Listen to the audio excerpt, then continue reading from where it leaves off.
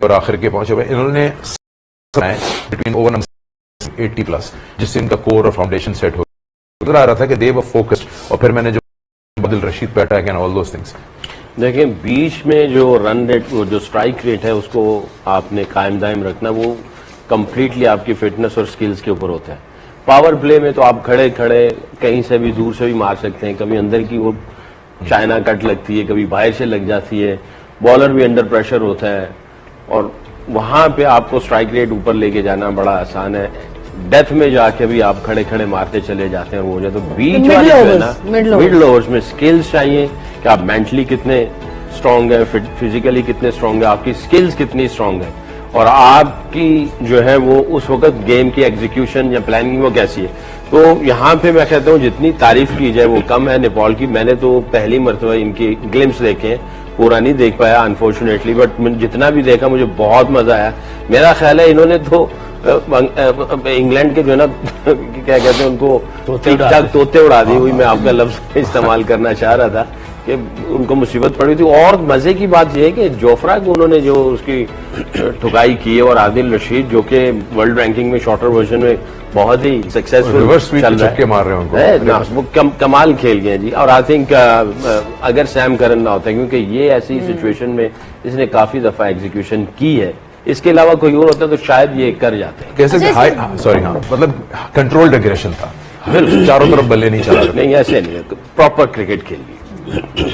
अच्छा, इसमें एक और चीज हफीज, कि इनकी अपनी क्रिकेट लीग भी है, Nepal cricket league, premier league जिसको हम कहते हैं, बड़ी कंपेरेटिव लीग है, लाइक बहुत फॉलो किया जाता है एटलीस्ट नेपाल में भी, एंड अदर्स भी जितने हम लीग देखते हैं अराउंड द वर्ल्ड, एक उनकी अपनी एक एग्जिस्टेंस है, अपनी एक वैल्यू है।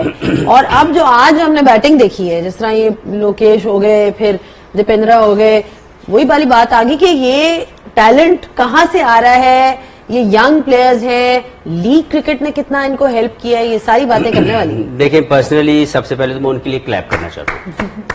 आई थिंक वो हमें सबको करनी चाहिए, जिस तरीके से करना चाहिए। एक ऐसी टीम जो जिसको कोई रेटिंग नहीं है, लेकिन वो आती है और इतने बड़े इवेंट के अंदर उनके ऊपर कोई प्रेशर नहीं, जिस तरीके से कामनेस के साथ उन्होंने 180 को चेस करने के स्टार्ट किया, आई थिंक आपको उनकी सिर्फ तारीफ करनी चाहिए कि हार ग्राउंड में तो वो नहीं जी सके, लेकिन उन्होंने इतने बिलियंस ऑफ पीपल जो क्रिकेट के फैंस हैं उनके दिल जीत लिए। तो आज उनका जो खेल था वो मुझे तो बहुत पसंद आया, और मुझे याद आती है मैं आईसीसी लेवल 3 कोचिंग कोर्स कर रहा था, तो इनके कोच हैं विनोद, वो ट्यूटर हैं आईसीसी के। तो he was telling me the stories of Nepal cricket के, फीस भाई वहां पे जो पैशन है वो इतना स्ट्रांग है, और हमारे प्लेयर्स को इतना शौक है खेलने का कि उनकी लर्निंग्स बंद नहीं है, वो कहीं पे भी अपना दरवाजा बंद नहीं करते कि आई नो एवरीथिंग। वो उनकी आज की जो खेल था उसमें रिफ्लेक्ट कर रहा था, वो पैशन, कि वो टेक्निकली इतने सॉलिड नजर नहीं आ रहे थे, but they were very strong tactically. They knew how to bowl in these tracks. They knew how to score runs against oppositions. जिस तरीके की डोमिनेंस मैंने देखी है इनके बैट्समैनों की, स्पेशली आयरी और रोहित जो इनके कप्तान थे पॉडवाल, उन्होंने जिस तरीके से आदिल रशीद को ऑन किया, उसको जिस तरीके से उन्होंने रिवर्स शॉट्स एक्स्ट्रा कवर के ऊपर से मारना, sweep shot, slog sweep, I was really impressed to watch them. और मुझे उनके अभी भी मैं समझता हूं कि जो खेल की खूबसूरती है वो इनको अगर मजीद मैच मिले, लाइक इन्होंने रिसेंटली वेस्ट इंडीज को हराया हुआ, शायद लोग नेपाल के क्रिकेट को इतना नहीं फॉलो कर रहे, वेस्ट इंडीज की टीम को इन्होंने हराया, शायद सीरीज हराई है। तो उसके बाद देखेंगे जब ये इस टूर्नामेंट में आते हैं तो बिग वेट इंग्लैंड की टीम जो मशहूर है इस फॉर्मेट के लिए कि वो एक एक्सप्रेसिव माइंडसेट के साथ आते हैं और बहुत डोमिनेट करते हैं, 180 करने के बावजूद उन्होंने किसी को खातर खा नहीं वो लेके आए और उन्होंने सबके ऊपर अटैक किया। और जो कंट्रोल और कामनेस थी, मैं समझता हूँ कि अनलकी है not to win the game, लेकिन बहुत इंप्रेसिव, बहुत ज्यादा उन्होंने इम्पैक्ट छोड़ा है, and I am sure they will inspire a lot of cricketers in the world, not only in Nepal but many around the world will watch them and will start playing cricket. और उन्होंने बड़ी अच्छी एक जो learning की बात की Sikandar, just on that, कि जी आप शायद उस तरह से स्किल वाइज एक डिफरेंस होगा, बट वो एटीट्यूड होना, Sana you can elaborate on that as well because you been the captain of a team and you know how important it is to have the right attitude कि आपके अंदर एक वो learning वाली capacity हो। यहाँ पे क्या होता है कि एक पॉइंट पे आके आप लर्निंग समझते हो कि जी now I have made it, now I have reached a certain point, अब इससे ज्यादा मुझे कुछ ना किसी का सुनना है, बट एक वो एटीट्यूड रखना वो कितना जरूरी है? बिल्कुल, वो बहुत जरूरी है। और ये तो आप जब तक खेल रहे होते हैं, जब तक आप काम कर रहे हैं जिंदगी में, तो ये एटीट्यूड आपके लिए बहुत जरूरी है। और इसमें एक और एलिमेंट लर्निंग के साथ ही उसको मैं लिंक करूंगी, वो क्रिकेट अवेयरनेस का है। एट टाइम्स जब आपने बड़े टूर्नामेंट्स नहीं खेले होते तो वहां आके आपको दूसरी टीम्स के लेवल का पता चलता है। तो इसमें ये भी नजर आता है कि इनकी अवेयरनेस है, मतलब ये नहीं कि इनको they have to play a match against a big team to know कि वेयर वी स्टैंड।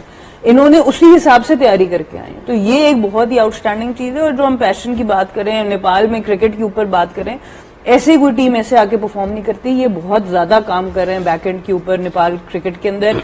आपने लीग की बात की, वो बहुत फॉलो की जाती है। 2 साल पहले की बात है जब अंडर 19 लड़कियों का वर्ल्ड कप हो रहा था, मैं वहां पे गई। अंडर 19 एशिया कप में नेपाल की टीम ने पाकिस्तान की लड़कियों को हरा दिया। मेरे लिए ये बहुत बड़ा सरप्राइज था, मेरे लिए बहुत बड़ा शॉकर था कि जो भी है हम लोगों की हिस्ट्री वुमेन्स क्रिकेट में बाकी टीम्स के मुकाबले में कम थी, छोटी थी, लेकिन नेपाल की हिस्ट्री हमसे भी कम है अगर वुमेन्स क्रिकेट में देखें। बट उनके ग्रास रूट पे इतना काम हो रहा है, इतना ज्यादा वहां पर उनको मैचेस खिलाए जा रहे थे कि उन्होंने आपकी अंडर 19 टीम को हरा दिया। एक ऐसे मुल्क में जो फुल मेंबर टीम है और वहां पर कल्चर भी है, रोल मॉडल्स भी अब तक आ चुके थे, लेकिन फिर भी तो मेरे लिए वो एक बहुत बड़ी बात थी कि यहाँ पर हुआ। तो वो चाहे मेंस टीम हो चाहे वुमेन्स टीम हो, उसके ऊपर बहुत ज्यादा काम कर रहे हैं। उधर कोचिंग हो रही है, बाहर से भी लोगों को लेके आते हैं। और जो हमने मिडिल ओवर्स की बात की, प्रॉपर टेक्टिकली उन्होंने पहले रनिंग बिटवीन द विकेट से डबल्स ले लेके बाउंड्री से प्लेयर्स को ऊपर बुलाया और उसके बाद उन्होंने बाउंड्रीज मारनी शुरू की। तो वो जो अवेयरनेस है, क्रिकेट अवेयरनेस, वो मुझे बहुत ज्यादा इंप्रेसिव लगी कि ऐसा नहीं हुआ कि इंटरनेशनल स्टेज पे आके अब वो सीखना चाह रहे हैं कि हमने क्या करना है। वो सीख के आए हैं, उनको पता है कि इस स्टेज की रिक्वायरमेंट वेरी है। स्मार्ट।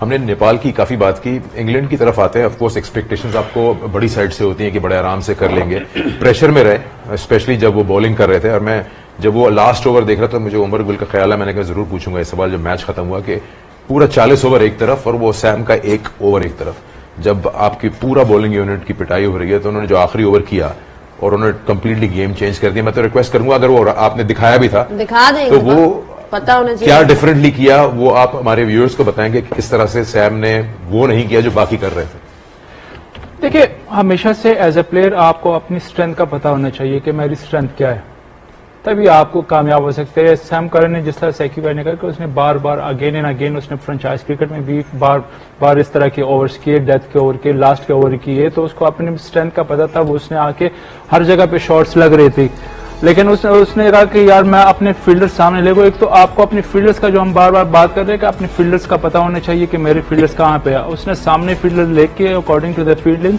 उसने बॉल किए, बिल्कुल विद इन द स्टंप किए और यॉर्कर ट्राई किए, क्योंकि बेस्ट बॉल यही होता है। यहाँ पे आपके पास चांस होता है कि अगर बैट्समैन मिस करता है तो you can get him out, तो आपके पास चांस होता है। आई थिंक उसने अपने स्किल को बैक किया और एज अ फास्ट बॉलर मेरे तो हमेशा से यही माइंडसेट था कि जो मेरी स्ट्रेंथ है, अगर मैं फास्ट बॉलर हूं तो मैं तेज बॉल क्यों ना करूं, मैं बाउंसर क्यों ना करूं, मैं यॉर्कर क्यों ना करूं। जो 18th ओवर था जोफ्रा आर्चर का, वो 140 प्लस का बॉलर है, 150 पे टच करता है। उसने जो बॉलिंग की है, स्लो रन ऑलमोस्ट सारा पूरा ओवर 6 बॉल उसने स्लो रन किए।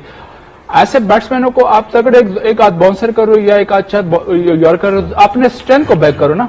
आई थिंक उस ओवर के बाद नेपाल मैच में वापस आ गया, लेकिन credit goes to Sam Curran कि जिस तरह उसने लास्ट जो 9-10 रन थे उसको डिफेंड किए। और आपके बड़ा की वर्ड था कि उन्होंने अपनी फील्ड बॉलिंग की, अगर आपको याद हो कि ये लोकेश सामने खेल रहे थे इंद्रवी और हैरी ब्रुक ने मिड ऑफ ऊपर लिया और इनको कहा कि सिर्फ लेग स्टंप लाइन पे फुल बॉल कराओ, उन्हें वहीं कराई, सारे लड़के पीछे कर दिए उन्हें ऑन साइड पे, और एग्जैक्टली वही चीज काम है। उनके वो स्ट्रेंथ जो थी उन्होंने ब्लॉक कर दी। देखिए, इसमें आप कभी भी एज ए बॉलर कभी भी एक बॉल के लिए आप एक फील्डर नहीं रहते, आपके पास 2 बॉल का या 3 बॉल का ऑप्शन होना चाहिए, क्योंकि उसने 4 फील्डर ऑन साइड पे ले लिए। इट्स मीन उसने जो यॉर्कर भी किए वो ऑफ स्टंप के बाहर नहीं किए, विद इन द स्टंप किए या टोक पे फिनिश किया। सेकंड ऑप्शन उसके पास ये भी था कि वो स्लो रन भी कर सकता था, ऑन साइड पे 4 फील्डर थे, बाउंसर का भी चांस था। तो वो एक्सपीरियंस है, उसको पता है कि मैं एक बॉल का ऑप्शन नहीं लूंगा, मेरे पास 2-3 बॉल के ऑप्शन के फील्डर उसने रखे थे। आई थिंक ये एक्सपीरियंस प्लेयर ऐसे ही करते हैं कि अपने पास ऑप्शन 1-2 ऑप्शन एक्स्ट्रा रखते हैं। इनकी वैसे ठीक है, Nepal came close, but England ने 184 रन बनाए आज, और उनके भी बाय द वे ओपनर्स कोई खास उस तरह से उनकी तरफ से भी कोई परफॉर्मेंस वो वाली नजर नहीं आई, बट देवर परफॉर्मेंस। जेकब बेथल ने परफॉर्म किया, 55 उन्होंने किया 35 बॉल्स में। फिर हैरी ब्रुक को हम जानते ही हैं कि उनकी क्या क्वालिटीज हैं, उन्होंने 50 मारी 32 बॉल्स में। अगेन वही वाली बात के टाइम वेस्ट नहीं किया, डिस्पाइट द फैक्ट कि जी एक दो ऊपर से विकेट गिर गई and everything. If you look at there boundary hitting and वही वाली बात जो हम यहाँ पे सारे कलेक्टिवली डिस्कस कर रहे हैं, तो उनकी बैटिंग अभी भी सिक्लेन तगड़ी है। ऐसे ही जाते हैं जी, उन्होंने एक फॉर्मूला फाइंड आउट कर लिया और उसी तरह ही चलते हैं। ऐसा नहीं कि आप अपना मोमेंटम खो दें या अपनी गेम को चेंज कर दें, वो एक ही वो रात एग्जाम्पल दे दें, हमीद भाई वो रात वाला मैच एग्जाम्पल दे दें, शिवम ने वी नीड नेम्स। नहीं, हमारे क्लब क्रिकेट में ना जब हम लाहौर में खेलते थे तो उस दिन अक्सर जो ना क्लब क्रिकेट में जैसे जैसे इनको क्रीम जन्नत शीदा लगता है ये अक्सर कहते थे कि यार वो क्यों खेलता है हफीज भाई। मुझे समझ में आया कि यार अफगानिस्तान से खेल रहा है, वो अच्छा प्लेयर ही होगा, but somehow he was not been able to perform. जब भी दोसाना जो है ना वो मैच मैच देखती थी, मेरा कसूर, ये सब होता है। कसूर मेरा है। 1.5 साल पहले इमर्जिंग एशिया कप भी खेले। हमारा एक होता है ना, इज अ गुड प्लेयर, लेकिन इनके सामने वो परफॉर्म नहीं करता। परफॉर्म नहीं। अच्छा एक तो है ना, जिस दिन शिद्दा चल गया कराची के, वो साजिद खान को जानते हैं आप? जी, वो PIA के होते थे। तो एक मैच था हमारा, तो यासिर हमीद वो नया नया PIA में आया, फ्लैट विकेट, कुछ 650-700 रन हमने बनाए। हबीब बैंक के साथ मैच था, उनको कोई 150-200 पे उनका कोई आउट ही नहीं था। तो मेरे घुटने खराब थे, ऑपरेशन करवा के आया हुआ था, तो अब विकेट मिल नहीं रही है, तो वो क्या कर रहा है साजिद खान यासिर के साथ, हाँ भाई क्या है, ठीक हो, क्या होगा, आप बताएं।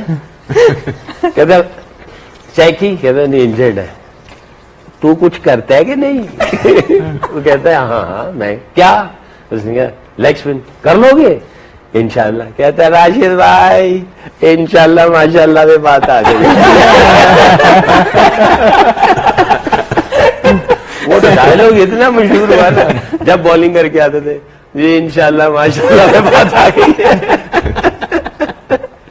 चलो जी, बहुत सारी बातें होंगी, एक ब्रेक का वक्त है, उसके बाद हम जाएंगे आज के तीसरे मैच की तरफ जो कि